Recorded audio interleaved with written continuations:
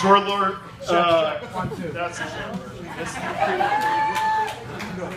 How about a big round of applause for the happy couple, Joe Shaw? It's awesome. I can tell you're nervous right now. Everybody comfortable?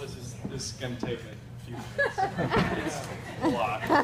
For those of you who don't know me, I'm Joe's brother, David, a.k.a. Little David, a.k.a. Day-Day. Probably some other things. I'm about a year and a half older than Joe, 2 grades ahead of him in school. I met him when he was 0. I don't really remember him back then much. Maybe I don't know. But my first memories of Joe are from when he was just a little older than that and became known as, actually, can a witch, any witch in here, tell me Joe's nickname when he became mobile and could get into things? Trash Baby! Yes.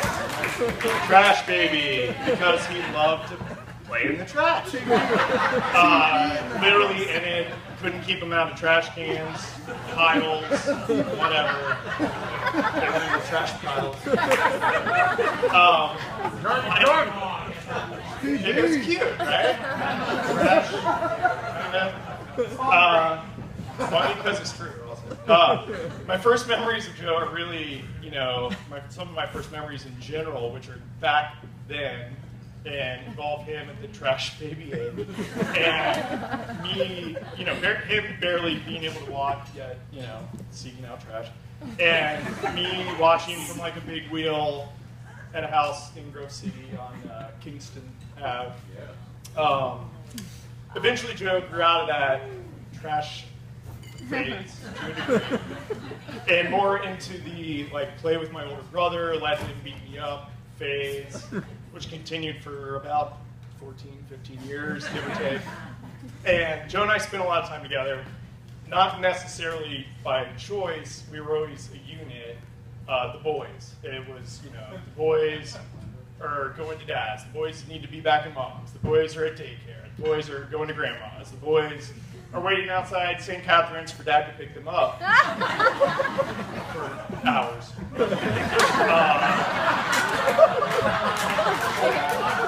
Again, funny because it's true. That's why the boys got caught mooning people on Roosevelt on their way home from piano lessons. The boys, I'll save that later, but the punishment for that was we had to write 500 times. While Dad was at the track, we stayed in the parking lot. We had to write 500 times each, pencil and paper, I know right from wrong. Because obviously mooning people's on the wrong side. Gangling at the track with the kids in the cars on the right side.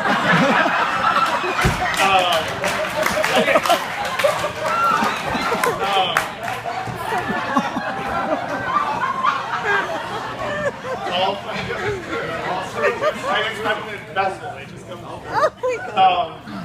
we spent a lot of time together. And it's funny to think about, how we spent a lot of that time, a lot of sports and competitive stuff. But also, having to make do in random places and situations, shopping with mom, playing in the clothes racks, or the track with dad, treating it like it was an amusement park, a racetrack, which is unbelievable. Going wherever we wanted, interacting with whomever we had sheets cracking up because he was there. Didn't stop it. And it's ironic because, we get there, Dad would be like, here's $5, come find me later. And now, our little sisters aren't allowed jumping on trampolines.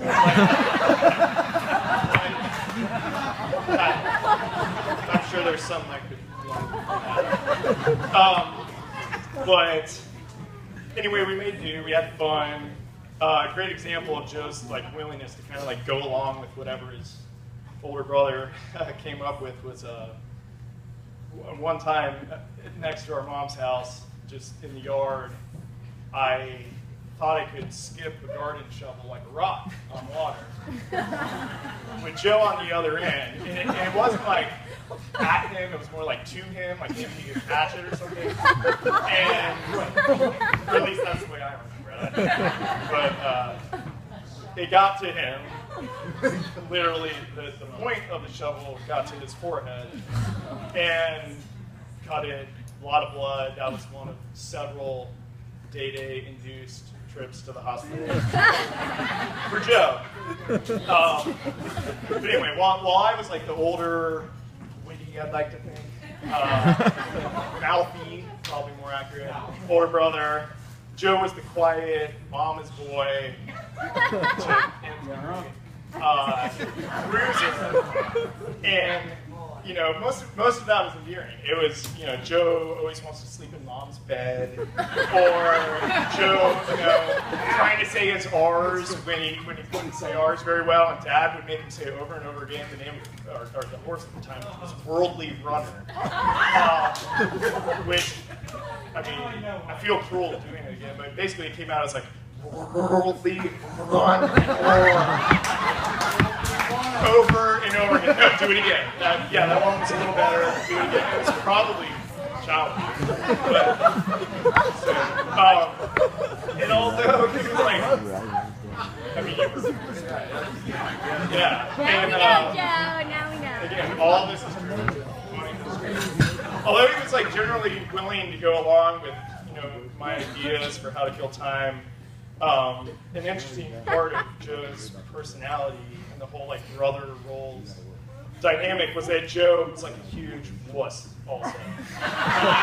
Sorry, I know this is kind of mean, but it's fun. It's cute, right? Yeah. Mama's boy. Aww. And he pretty quickly learned that like his easiest defense was anytime I like came near him, mentally or physically, it was you just start crying. You just yell mom or dad, and it worked. It was instantly, David, wait, stop, blah blah blah. It worked, you know, blah blah. And you know that was his way of dealing with the torment that was his older brother David. And you know that wasn't just like physical pain. Yeah, I'm sure it was probably traumatizing. We shouldn't laugh, but. It wasn't just physical pain, it was just like general fear. And it would be like, when we shared a bedroom, it would be like, Mom, David's watching Rescue 911. Okay? Or Dad, you know, Dad, David's watching Unsolved Mysteries, like scary shows that you know, he couldn't handle. Or driving down Main Street from Bexley to downtown, like, David rolled his window down, or David unlocked his door. Like, emergency, it's freaking me out, you know? It's real on the east side.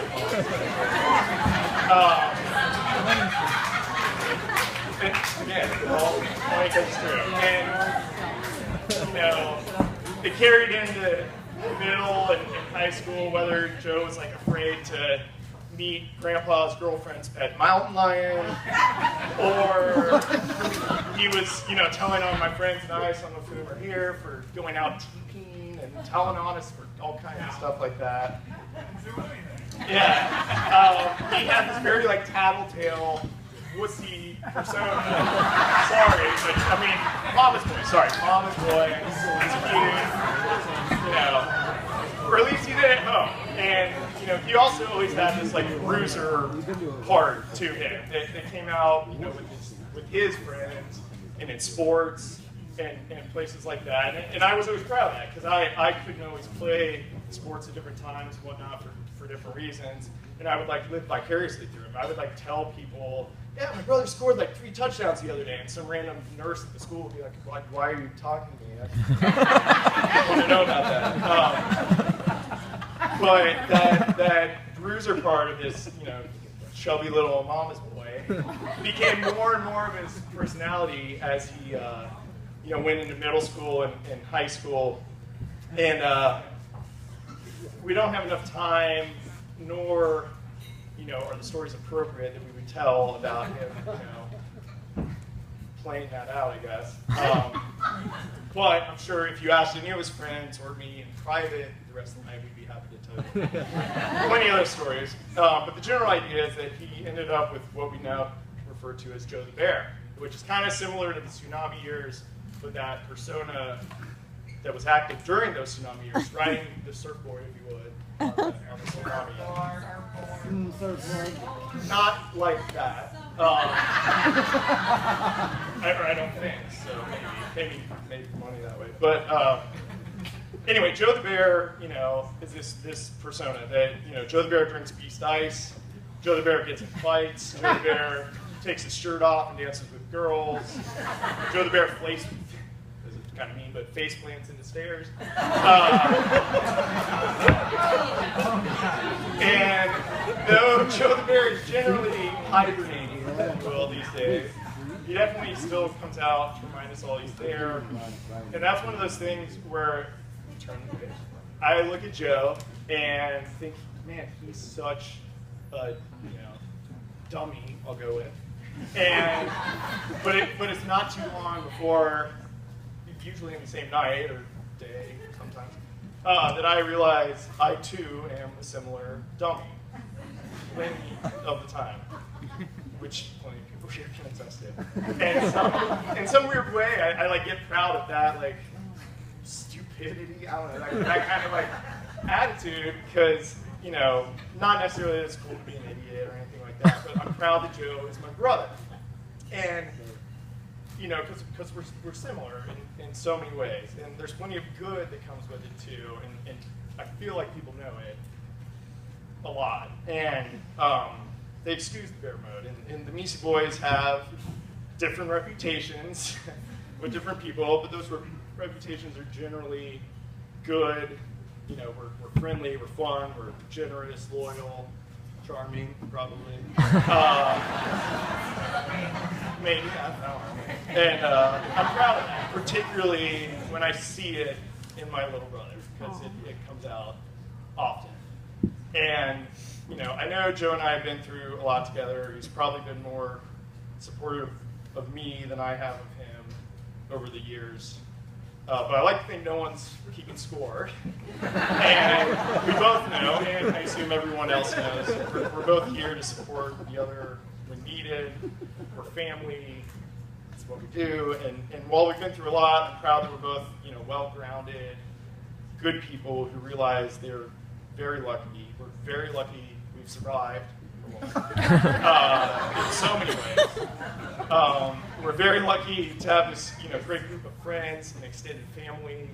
We're very lucky to have our incredible wives now. Yeah.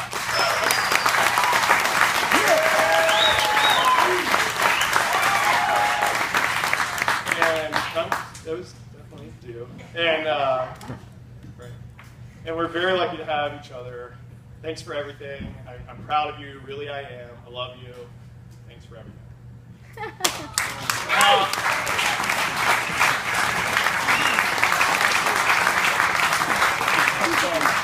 Now, I want to talk about Alexandria.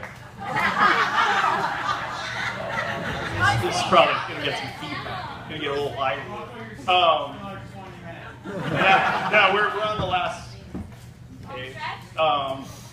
Alexandria, the bopper, Snasha, my new sister, oh my god. I met Sasha almost 5 years ago, I think. Correct me if I'm wrong on this, but Joe brought her home for the 4th of July. I was also home with Victoria for my 10-year reunion, so I was in the parade for the 4th of July. And I don't remember if I met you before the parade. I don't think I did, but I remember Joe had this girlfriend with him, and I knew that was coming, and I'm coming down Roosevelt, and I saw her hair before I saw anyone from my family, and I was like, oh, that must be her. And I remember, I'm sure I was sucking in my gut, probably thinking Sasha's oh, that's David. Oh heavens. I think I threw candy in, probably. But we hung out a little that weekend. Didn't necessarily get to know each other that much. You guys came to Austin to hang out, went to ACL, had some good times there. But everything, and I was a little nervous for that because I thought, I know Sasha is this prissy, fashion-y kind of girl. You're yeah, she was nervous too. Because I didn't know, not you were probably nervous because we're real judgy and mean. I was nervous nervous because I didn't know how you would deal with all of my tomfoolery, let's say. And it went well though. We got along, whatever. And we kind of had some random weekends, things here and there. But I didn't really get to know you until we moved back to Columbus, and we all started hanging out a lot. And Sasha and I are very, very different people. But we get along pretty darn well, considering those differences. When our little, I guess I'll call it like immediate family of my mom, Joe, Sasha, Victoria, and I hang out, which we do a lot with Sunday dinners and stuff. Well, used to do that a lot, whatever. We hang out a lot. Sasha laughs at more of my jokes than anybody in the group. And I'm not even kidding, which is saying a lot. I say a lot of stupid stuff, obviously.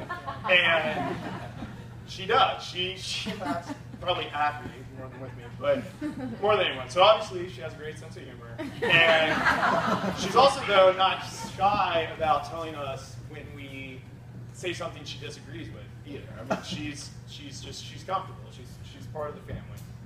And one